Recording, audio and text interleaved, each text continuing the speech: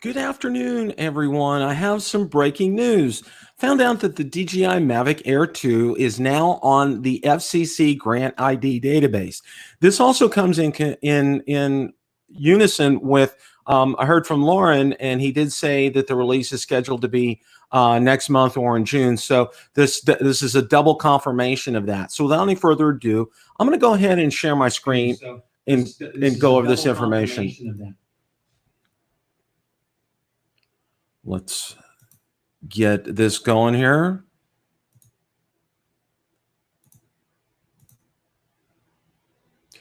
All right. Now, what we're seeing here, of course, this is the information that you see with the FCC Grant ID date. I'm going to move this out of the way.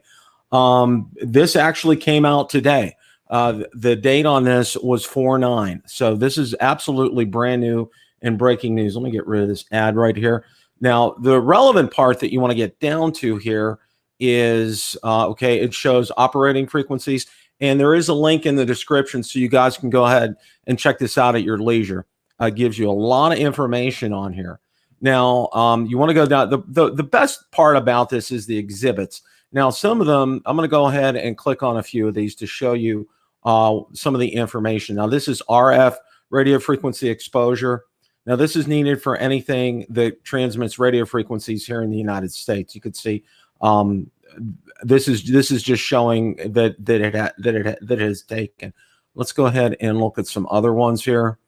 The label. Now, normally you would see a picture of where the label would be in the Mavic Air 2. And all this tells you is the requirement and justification. It tells you where the label is. It doesn't actually show you a picture. A lot of times it does show you a picture of that, but in this instance, it does not. Let's go ahead and look at a couple more things on here. The confidentiality letter.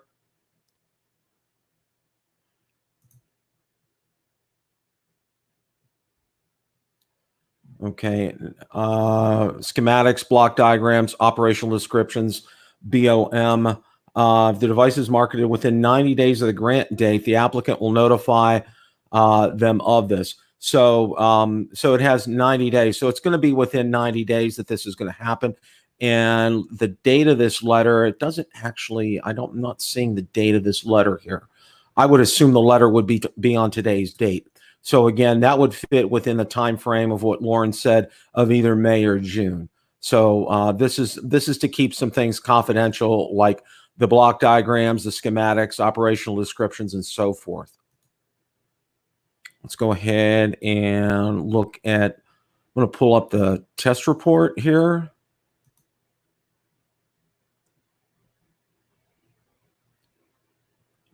And again, one of the other things that's real interesting too was Lauren had mentioned it might have been called the DJI Mavic, and this confirms that they're going with the Mavic Air name. They're sticking with it, and they're calling it a Mavic Air 2, which I think is a good move. I think that's definitely a good thing. Let's go ahead, and you can tell the dates of the test. You can see the testing was done back in December 15th. To December the 30th, 2019. The date of issue on this was 1/9/2020, and you can tell that it did pass the test. Let's go ahead and look at a few more things. Now, sometimes there are pictures attached with this, and one of the things is there's absolutely no pictures with this, unfortunately. They may come out a little bit later. Now, you can see some of these dates on here, 2019, 12/23, because it does take a long time to get this process through the FCC. And these are more letters here. Let's go ahead and click this back here. Letter POA.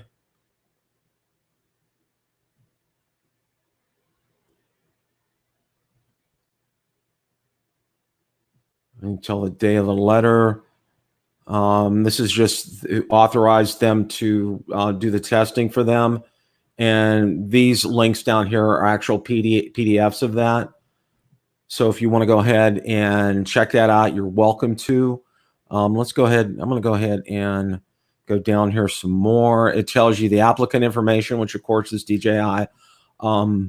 their address right here, TCB information, the FCC ID, and it comes under this, that MA2UE1N1911. That's what you would use to find that. Hey, Zach. Hey, Marcus. Good job. Thank you. Drone Shots, welcome.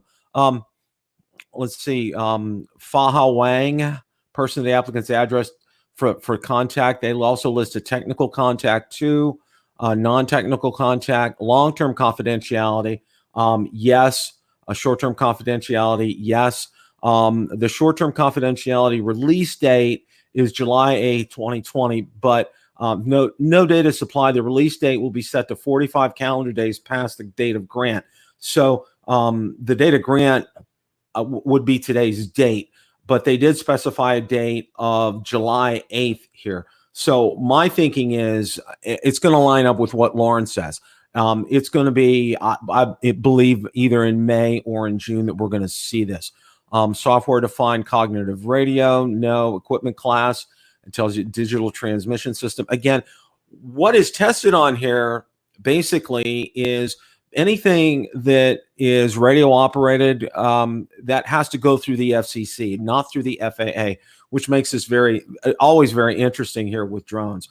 Modular equipment, application purpose, test film information, grant comments. The listed output power is conducted. The antenna used for this transmitter must be installed, provide a separation distance at least 20 centimeters from all persons, and must not be co-located or operating in conjunction with other antenna transmitter. The device supports 1.4/3-10-20 megahertz bandwidth modes. Equipment authorization waiver. This is just some additional information down here. Here's some more, and it tells you the frequency range on here. Okay, and that's it. That's what we have right here. So again, I wanted to go ahead and get this across. I was going to set something up for later, but I thought, why not have some times? I hear you, Mike Roach. I said that's a good point. If it doesn't work with OcuSync, then I'm out. Yeah, that is a good point, and I think that was a pain point for a lot of people with the original Mavic Air, was that it did not have the Wi-Fi transmission system was woefully inadequate, and it showed up quite a bit. So I think that's one of the things that definitely I think DJI has taken to heart. Obviously, they've addressed the issue of the new quieter ESCs, new quieter props. I'm sure that's been taken care of. That design looks more like a Mavic from what we've seen, from the pictures that we've seen. Again, there's no pictures out here right now, and stay tuned to Build a Drone Reviewer, for any additional information. If I do find those pictures, I'll definitely be sure to get a video out regarding that. This is exciting news, and I think we can all, at this time with the pandemic going on, looking for something to take our mind off of things. This is definitely one of them. This is definitely some exciting news. So I wanted to get this out there and get this information to you and conduct kind of a live session so you could take a look and see. And again, there's a link in the description when the video posts out there that you'll be able to see that. And I want to thank everybody for stopping by today. Please get this out there. Please share this with everybody. This is fantastic news. I am so excited about this. And of course, we'll have more next Tuesday night. And of course, Lauren will give us a lot more information because, obviously, he works for a DJI dealer, so he'll be able to tell us some specifics. But, I expect pricing to be very good on this and very competitive with the original Mavic Air. And if it is, and if it does have, and I think like Mike says, Mike Roacher, and thanks for stopping by, Mike.